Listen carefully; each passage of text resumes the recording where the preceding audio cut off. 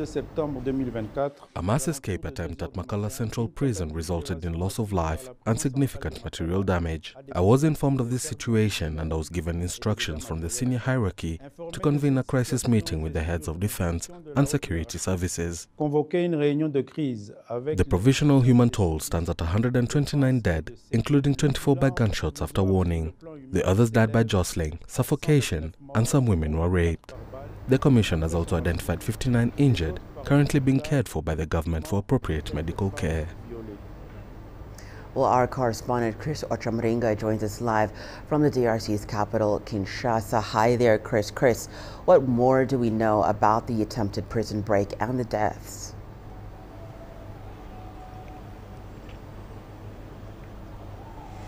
So the government officials say that this incident happened on Monday, a couple of hours after midnight. They're saying a number of inmates dug a very large hole at the wall of the prison facility and they made off.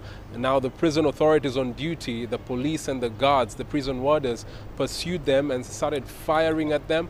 There was gunfire that rang out for very many hours. The locals in that area were worried. They thought that some rebels from eastern DRC had descended on the capital, Kinshasa, and there was a lot of panic.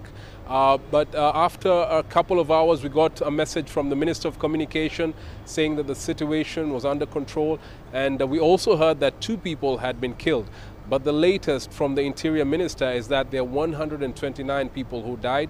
24 of them were shot dead by the security officials, and there were 59 others injured and some women who were raped in this incident. There was a lot of chaos, and people in Kinshasa are still worried about the incident that happened on Monday. Hannah? So, Chris, what is the situation at the prison now?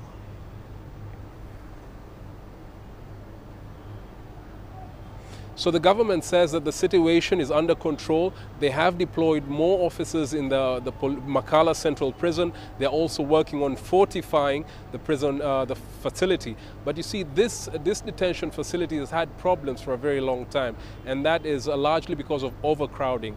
According to authorities, this prison was built in the colonial period to house about 1,500 people, but some rights groups saying there are about more than 14,000 people who are in that area, inmates in that area. So last month, there was a journalist who went into that area and filmed the conditions of people struggling to get food, you know, inmates really living in very crowded rooms.